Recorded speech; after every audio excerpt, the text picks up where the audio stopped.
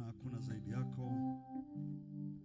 Siku zote wewe ni Mungu utupae kutembea katika kusudi lako, kuishi katika neno lako, kutenda na yale yote uliyoyaweka ndani yetu kuyafunua na kuyadhihirisha. Umetubariki tena jioni ya leo tuendapo kuingia katika siku hii ya kuomba kwetu na kuinuliwa kwetu. Umeliweka kusudi ndani ya kila mmoja, asiwe mnyonge wala asiwe dhaifu wala asishindwe katika jambo lolote. Ndio maana kuinuka kwa yeye aliye mnyonge ni mapenzi yako kamili. Asante kwa wokovu, asante kwa msamaha wa dhambi, asante kwa uponyaji wa mwili, asante kwa uzima wa milele. Roho Mungu, tunajiweka wakfu tena jioni leo. Tufungue katika fahamu zetu, akili zetu zikapate kuelewa na maandiko, tukajue yaliyo mema uliyotukirimia. Ni katika jina la Yesu, amen. Tumpe Yesu makofi. Amen.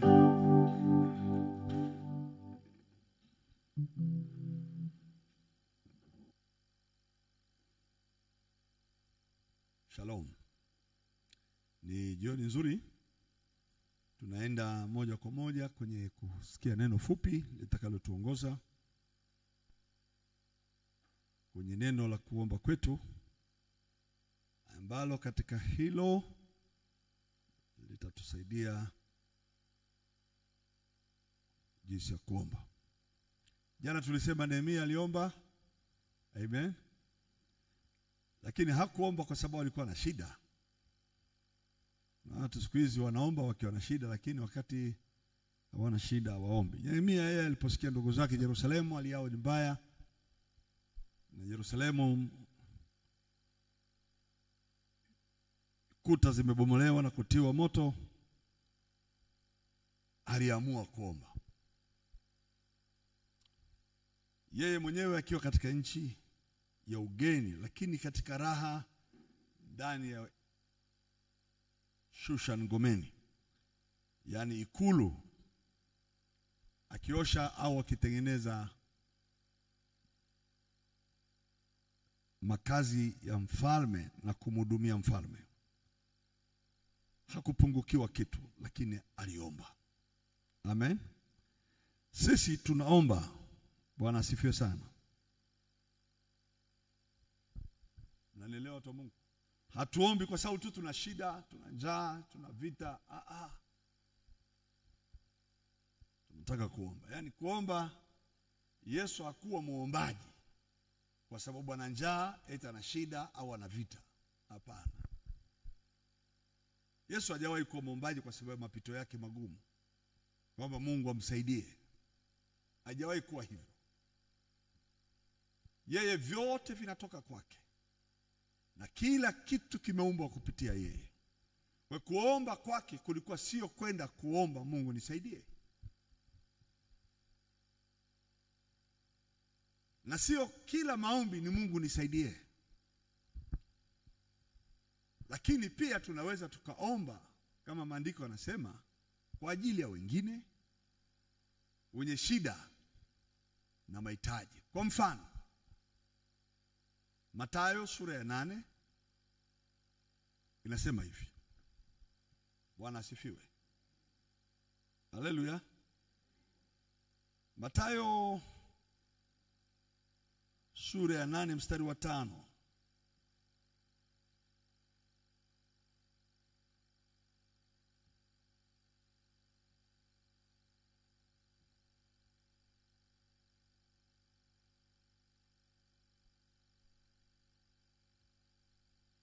Yangu nataka kuwa kizungu tu, haitaki Kiswahili.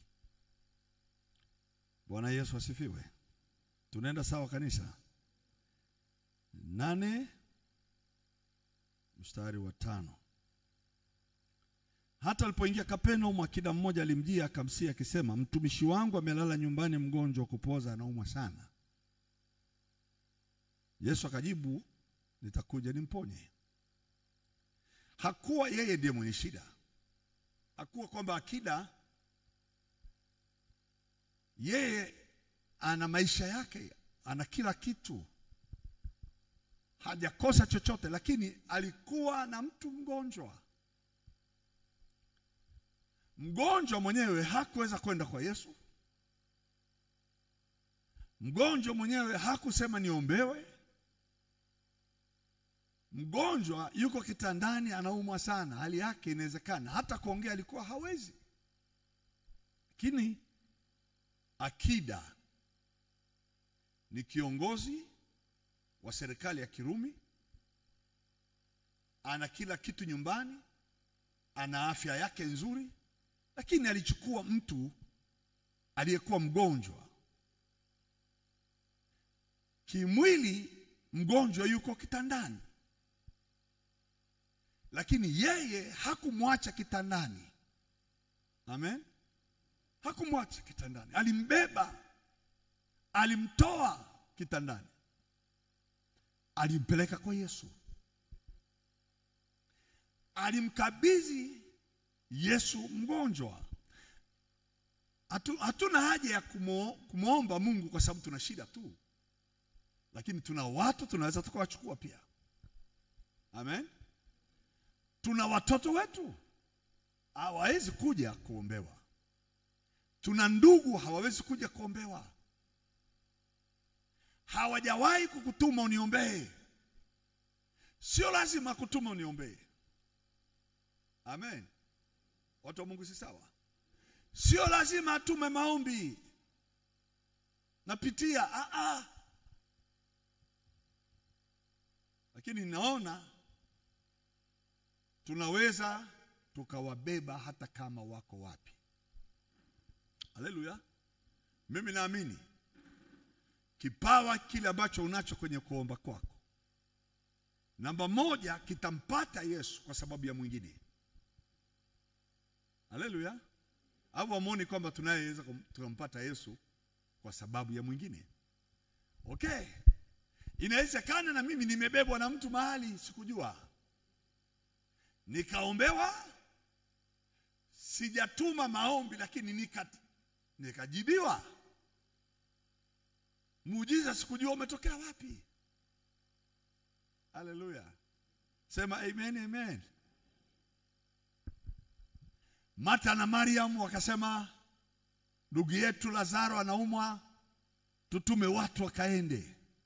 Kuna watu wanaweza wakatuma maombi yao na wao pia wakajibiwa. Ninaamini sana katika mambo makuu. La kwanza, atakaye kumtaka Yesu lazima atampata.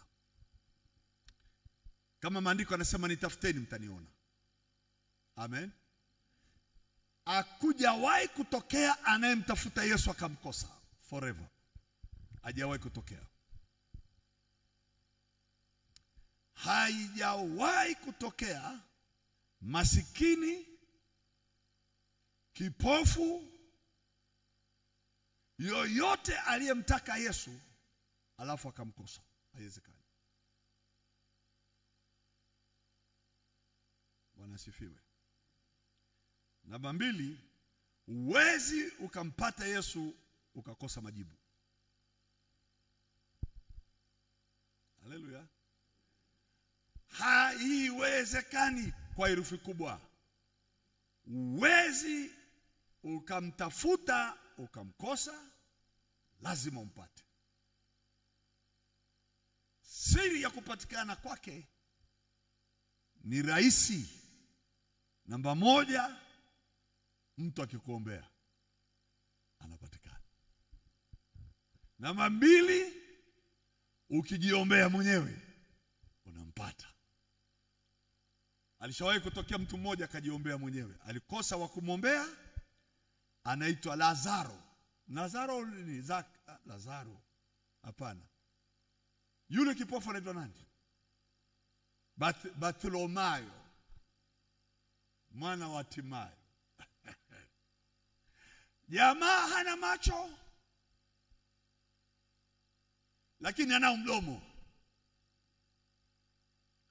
Kasikia tu sauti za watu na maandamano makubwa, maandamano. Jamani, kuna nini? Mbona mapambio na kelele? Yesu wa Nazareti anapita bwana. Huyu ndio yule anawapaga watu macho wasiokuwa na macho. Ni bahati yangu leo, nitajitetea hapa hapa, sisubiri mwingine wa kuniombea. Kapaza sauti, Mwana wa Daudi, nirehemu. Yesu akawa kama hajasikia, lakini akapaza sauti tena, Yesu, Mwana wa Daudi, nirehemu. Wakatokea watu wakaambia, nyamaza wewe, ameshapita. Akajua tu hata kama ana umbali wa kiwango gani katikati ya kelele za watu wengi, sauti yangu ataisikia tu. Akapaza kelele tena, Mwana wa Daudi. Mwanamume akasimama akasema, mleteni hapa. Haleluya. Mleteni huyo.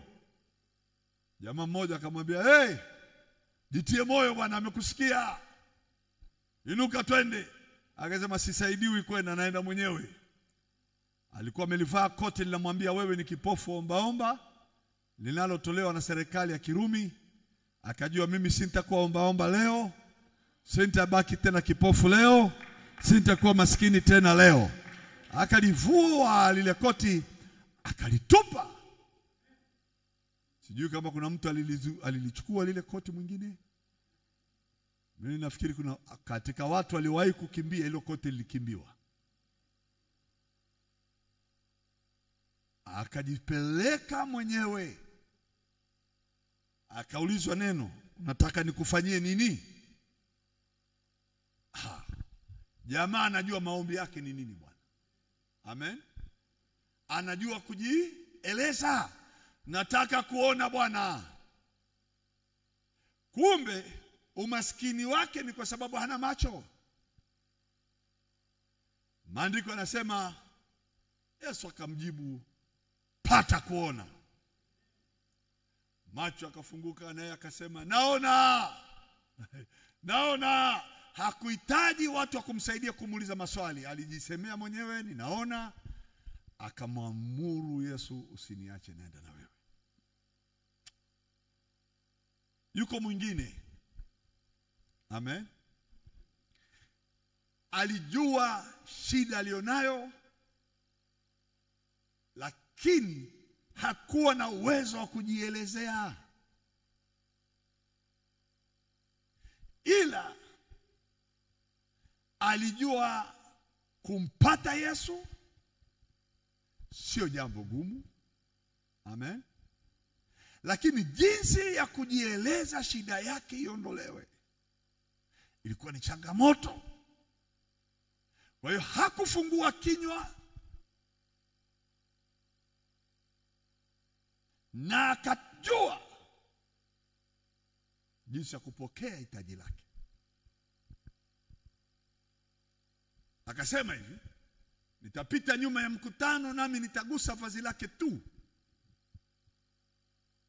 Nami najua nikigusa mavazi yake, ugonjwa wangu utapona. Alimpata katikati ya maelfu, hakufungua kinywa, lakini hitaji lake alijua namna ya kupata majibu. Akapita nyuma ya mkutano. Watu wamemsonga Yesu kuliko kawaida. Akagusa vazi. Na maandiko yanasema naye alipoligusa vazi lake tu, akatambua saa ile ile ya kwamba chemichemi ya damu imekauka. Akageuza kichwa asitoe ushuhuda. Yesu akasema, mimi kwangu ushuhuda ni muhimu. Akauzuia mkutano usitembee, watu wote wakasimama, na yeye aliyekuwa akitoka na damu akasimama. Akasema yuko mtu amenigusa hapa na nguvu zimenitoka. Yuko wapi? Maandiko yanasema yule mwanamke akaingiwa na hofu, akaogopa akijua lilompata. Akamwendea, akamwangukia, akamwambia, Bwana, mimi nimekuwa na mateso kwa muda wa miaka 12. Na nimeteswa kwa mikono ya matabibu wengi. Nimekuwa nikiwaeleza matatizo yangu, wananiitisha pesa. Hakuna tabibu ambaye nilienda kwake bila mkono wa pesa kutoa. Lakini niliposikia habari zako nilikusudia moyoni mwangu nisiseme neno, maana hata pesa ya kutoa sahihi sina.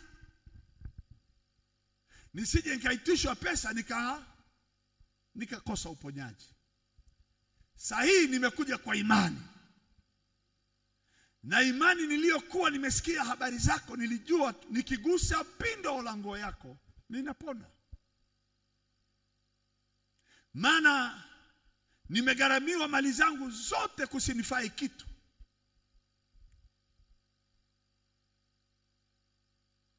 Yesu akamwangalia yule mwanamke akamwambia, binti, imani yako imekuponya.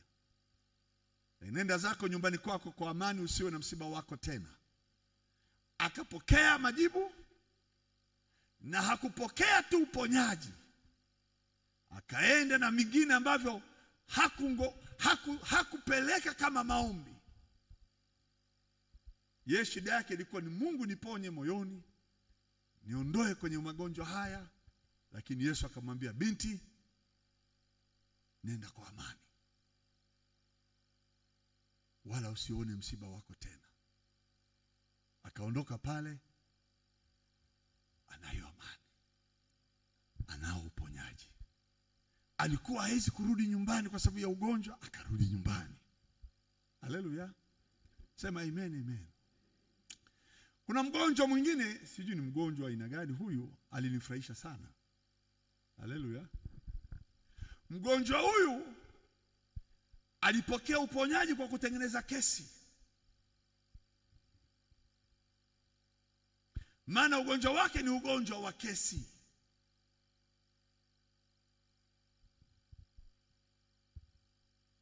Kwanza angeweza kusababisha kupigwa yeye mwenyewe mawe afe, au kumsababisha Yesu awe najisi na wale wanaomfuata nao wanajisike.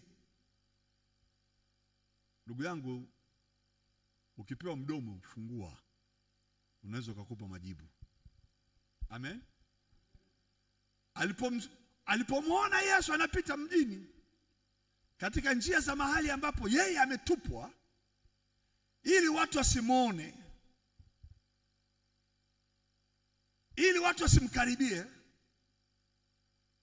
naye Yesu akapita kwenye hivyo vichochoro vya mtu mwenye ukoma. Mwenye ukoma alipojua Yesu yule, alitoka kwenye maficho, akapiga kelele, tafadhali Bwana, ukitaka waweza kunitakasa. Ujamaa ameuliza swali na amejibu mwenyewe. Haleluya. Kwamba kutaka na kuweza ni mapenzi yangu. Akamgeukia akamwambia, nataka takasika. Sio takasika tu, akanyoosha na mkono ili kama kesi iwepo basi iwe kabisa kesi. Akamgusa yule mwenye ukoma na ukoma ukatakasika na ngozi yake ikaa kama mtoto. Waliotaka kubeba mawe wakakuta hakuna ukoma na mtu ni safi kuliko toa yule aliyebeba mawe. Ikalazimu iwe kigugumizi kwa wenye sheria. Mimi wacha niseme hivi, kuna majibu yatatoka kwa gharama yoyote. Vyovyote, sio kwa kukaa tu na magoti hapa, tutapiga na kelele. ikilazimu tutaita. Haleluya. Liwalo na liwe, maadamu majibu yangu lazima ni yapate.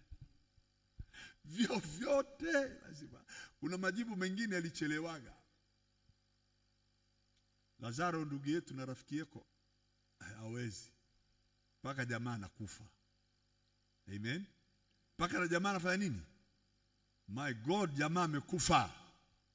Alafu eti amekufa, aliyepelekewa maombi ndio anaamua kuja wakati mtu amekufa. Hilo nalo ni majibu yamejibiwa. Si amekuja, hata na wale waliokuwa wameenda kwenye msiba wakasema, huyu mbona alionekana alipungua wengi, si angemfungua hata huyu aliyekuwa amekufa? Yesu akauliza, atakuwa nimemlaza wapi? Haki nakwambia, sisi leo tunaweza tukaogopa kwenye mauti, tukaogopa kuuliza kwani marehemu yuko wapi. Lakini kama tutamtaka, Biblia inasema mkimtafuta kwa bidii, potelea mbele. Bidii ni imani. Haleluya. Bidii yangu ni imani yangu. Nimempelekea maombi, ninachojua amesikia. Liwalo na liwe, yeye ataamua ajibu sahihi, ajibu kesho, au aje wiki moja ijayo. Kama kwa Lazaro mtu akafa, lakini amekuja, na Lazaro akaitwa kaburini, na Lazaro akatoka akiwa hai, na akatoka akiwa na afya, na akatoka amepona ile malaria. Ninaamini kuna muujiza. Vyovyote majibu najua yapo. Vyovyote, potelea mbali. Kafa Lazaro, potelea mbali. Ameoza, amenuka, amelazwa kaburini siku 4, jiwe limewekwa hapo, limepigwa zege. Nachojua aliambiwa Lazaro hawezi. Sijali kama ulichelewa, lakini najua utakuja. Haleluya.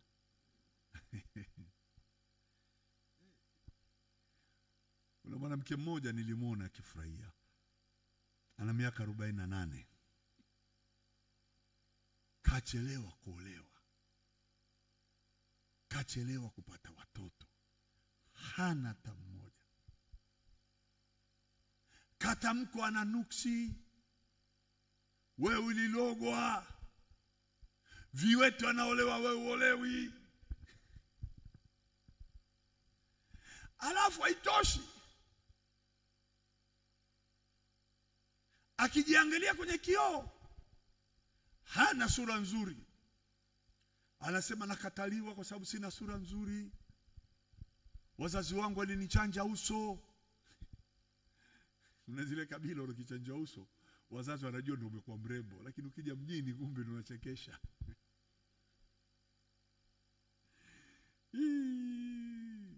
Hata mke wangu anayo. Lakini niliona hiyo alama ndio nikaipenda.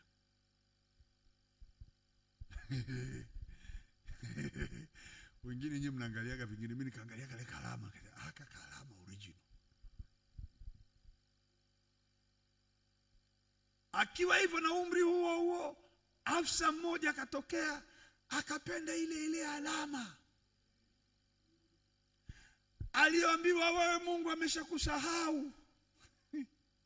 Waliomtangulia wakaolewa kabla yake, waliolewa na watu wanaofanya vibarua, walaolewa na watu ambao ni wakulima ambao hawana hata shamba ni eka moja.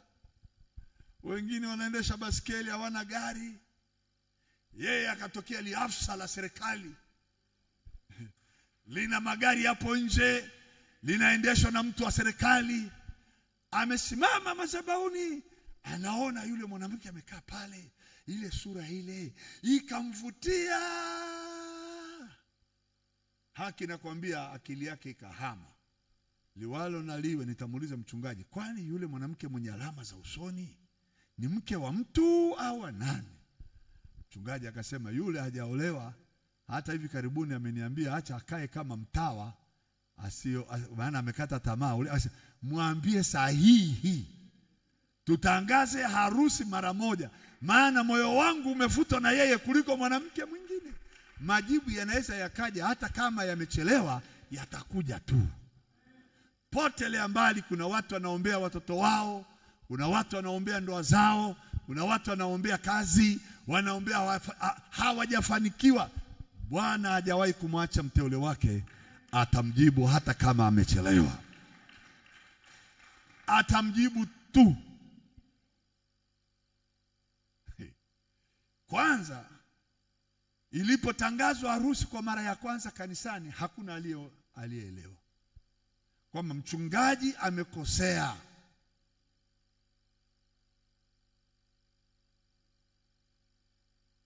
Wanaulizana, kwani ni yupi anayetangazwa? Si yule mlikuwa mnamcheka? Na huyo anayemuoa ni nani? Hawana historia yake, ni mtu wa namna gani? Lakini siku ya harusi waliona magari ya nchi za Afrika Mashariki zenye plate number sio ya Tanzania, zimejaa huko. Watu wamekuja wana hela zao, watu wamekuja. Halafu bibi harusi sasa kapendeza, kapigwa poda mpaka ile alama haionekani. Hizi poda nazo zina jeuri. Unapigwa poda, umri unaonekana msichana, sio mzee tena. Shindwa shetani. Picha zinapigwa zinawekwa kwenye album. Mwanamke anaulizwa, ulikuwa na miaka ngapi? 48. Wapi? Hii sura ni miaka 21. Na wale wadada wa poda wanajua kufanya kazi. Harusi, sherehe, sijui ilikuwa ni Ngurudoto, sijui Mount Meru, sisi zingine zote ukumbi wa Masai Camp, lakini hakuna kupeleka kwenye hoteli kama hizo. Tuliokuwa tunamdharau Ngurudoto, ukumbi tu peke yake milioni 35. Sisi wengine budget hamna, ukumbi shilingi milioni 1. Mungu wangu, tutatoa wapi? Tunasema tumeolewa. Okay. Una aliyejibiwa na Mungu. Ukumbi sio chakula. Alafu unakuja na ukiangalia kadi unayopewa uje. Kadi yenyewe ni hela. Haleluya. Mimi nasema hivi, majibu lazima yatoke. Liwalo na liwe, yuko mwenye majibu. Hata kama alichelewa jana na leo, kesho bado yuko njiani anakuja. Na kuna kazi utaiona, utaipata. Kuna biashara utaifanya. Kuna nyumba utaijenga. Watoto watamaliza shule tu. Kazi ile itainuka tu. Mtaji wako utainuka tu. Waliokudharau watasema na huyo aliyemsaidia ni nani? Ndipo watakapojua wakati ya Abrahamu anampeleka Isaka kwenda kumtoa kwa sadaka, kwamba hawana habari Mungu ameshaandaa na kondoo huko, so Isaka anaenda kuchinjwa. Na mimi naamini kale kamtaji kanajulikana kanaenda kuisha, lakini hawajajua kwamba Mungu ameandaa kilicho kikubwa zaidi ya kile, kinakuja kwa nguvu kubwa zaidi, kinakuja na baraka zaidi, kinakuja na miujiza mingi zaidi. Haleluya. Naamini. Wacha niamini hivyo. Nataka nicheka ninavyoamini hivyo, atakuwa amejidharau yeye mwenyewe. Haleluya. Haleluya. Ninaamini kama ule mkono alioona yule mjakazi wa Elia. Jamani, mliona historia ya Elia na mjakazi wake? Mjakazi anaambiwa panda mlimani, ukaangalie mawingu, alafu uje utupashe habari. Mwanamume amepanda mara ya kwanza. Haki ile siku ilikuwa ni mbaya duniani, haijaitokea. Kwa yule mjakazi, si kwa Elia. Kwa yule, unajua shida yake ilikuwa ni wapi? Mlima ni mrefu. Tunaelewana eh? Ameenda, amekaa juu. Haoni wingu. Ni blue sky. Blue. Anarudi kumwambia Elia ngome imegoma. Hamna mvua mzee. Elia anamwambia wewe acha utani na mimi. Mimi nasikia sauti za mvua. Nasikia ngurumo huku. Nasikia maporomoko ya maji kwenye milima. Alafu ananiambia uone mawingu. Panda. Jamaa naenda huko ananungunika, huyu jamaa imani yake ovyo. Mimi nimwambia Mungu hajajibu. Kapanda. Kakaa kule. Karudi anambia mzee si nilikwambia. Hamna kitu. Mfalme amekaa pale. Ahabu na mkewe anaitwa nani? Yezebeli. Wasaidizi wa mfalme wanaangaliana, bwana mbona muda hamna? Mvua hamna. Na Elia anasema mvua inanyesha. Jamaa kashuka, kapanda, kashuka, kapanda. Yule jamaa kama alikuwa ni mtu wa leo, mimi nafikiri angeteremkia mlima upande wa pili alale mbele. Maana unachoshwa bure.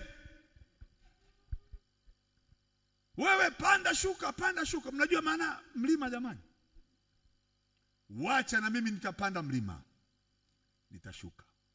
Kweli sijaona majibu lakini nitapanda tena. Nitashuka. Nitapanda tena. Nitaomba tena. Nitarudi tena. Saa ya mwisho jamaa amekuja, sijui kweli aliona, sijui kaja kamridhisha Elia. Maana jamaa alichoka.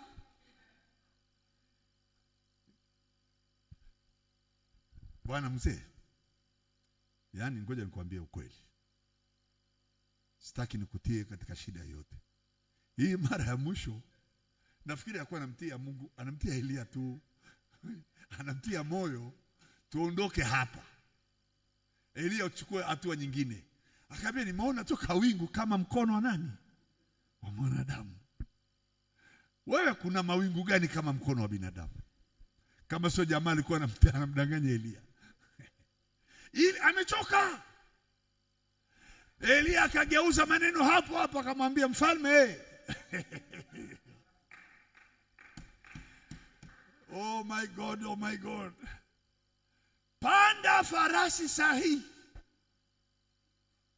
Hata kama na hivyo na Elia naye alikuwa amekata tamaa namna fulani. Sauti ya mvua inayokuja, ukichelewa ufiki nyumbani. Mfalme akasema hiyo mvua sioni, lakini wacha nipande nini? Elia naye jamaa yule jamaa alikuwa sijui ni muoga. Pastor umesomaga hiyo story? Elia, Mungu msaidie Elia mtumishi wako. Baba alikimbia kuliko farasi. Nafikiri alikuwa anajua hamna mvua au nini. Mfalme asije akanikamata. Kumbe mvua nayo ilishakamata anga. Haleluya. Bingu imefunga vibaya mno. Majibu yalitokea wakati miguu inaanza kukimbia. Haijalishi tuko kwenye mazingira ya aina gani. Ni kweli hata sahihi kwenye magoti unaonekana umechoka. Kwenye maombi haya unaonekana hauna nguvu. Inaonekana umekata tamaa, imekuwa jioni na giza linaingia, majibu hamna. Lakini nataka nikwambie kabla hujaingia kwenye mlango wa nyumba yako, kuna majibu yatakuwa yameshatokea. Kama ni majibu yenyewe unayongojea, hayaji kwa kiwango kidogo, yanakuja na mafuriko, yanakuja na mawimbi, yanakuja na giza, hapata kwenda salama kwa wengine. Iwe hivyo kwa mamlaka ya jina la Yesu. Haleluya. Naiona hiyo sauti na mimi kama Elia. Kichwani mwangu huku pana maporomoko ya baraka. Kuna sauti za vishindo vya farasi wanaoenda mbio, wanaokimbia kukufuata, wakupate mapema kabla kujaingia giza, waziachilie baraka kwenye hema lako. Shangilia Yesu kwa makofi mazuri kabisa. Hakuna siku ilikuwa nzuri duniani kwa Mariamu na Yusufu. Unanisikia? Yusufu anazaa mtoto na mkewe Mariamu, na mtaji wa seremala katoka Nazareti kaja mpaka Bethlehem kuandikishwa, kwa kuwa ilikuwa ni amri, ilikuwa sio ratiba. Kwa hiyo ilibidi wasafiri waje Bethlehem, na mahali pa kumzalia mtoto hakuna. Nyumba zimejaa wageni. Hivi kweli mimi nitaenda Moshi nitakosa hata mjomba? Sintalala hata kwa mjomba pale nyumbani. Wakapata mahali pa kulala, hori la ng'ombe. Mazingira hayo mimi sifikiri kama yalikuwa yanamfurahisha Yusufu au yalikuwa yanampa Mariamu furaha. Yani kweli mtoto wangu wa kwanza, yani kweli namzalia kwenye hori la ng'ombe, kwenye hali hii na baridi hii, namzalia kwenye hori la ng'ombe. Katika mazingira hayo odi, samani bwana, wewe ndio ndugu Yusufu? Ndio. Na mkeo Mariamu? Ndio. Tumeiona nyota imetuleta mpaka hapa. Hiyo nyota gani? Kuna nyota gani itatembeaje kwenye nyumba? Si tungeziona hizo nyota zinakujaga kwenye nyumba. Yule alikuwa ni malaika, Biblia inasemaga, na zile nyota ulizoziona ni malaika 7. Mimi naamini kuna malaika atakutokea paibu pale ulipobaki mwenyewe, ataongoza wale malaika wengine waje mpaka kwenye mlango wa nyumba yako, pale kule unapozarauliwa kabisa pa chini. Unajua mimi nasemaga wale mamajusi, watu wanasemaga ni wasomaji wa nyota, wale ni watabiri wa nyota, wengine wanasemaga ni waganga, wengine wanasema ni wenye hekima kutoka mashariki. Let me tell you this. Mungu haendi na waganga. Mungu atembei na wasoma nyota. Wale watu walikuwa sio kama binadamu tunavyofikiri. Lile ni kundi la malaika wanaobeba uchumi wa dunia. Wameuchukua uchumi kutoka mashariki, wameuleta mpaka katika nchi ya Bethlehem, nyumba ya mikate, wakapeleka zawadi zao. Naamini kuna malaika watatoka, haijalishi watatoka wapi, lakini watavaa sura za binadamu, watakuja na ngamia na farasi na magari, watakuja na kundi kubwa la watu, wamebeba baraka zako ulizofikiria kwamba uko kwenye shida, hauna wa kukusaidia.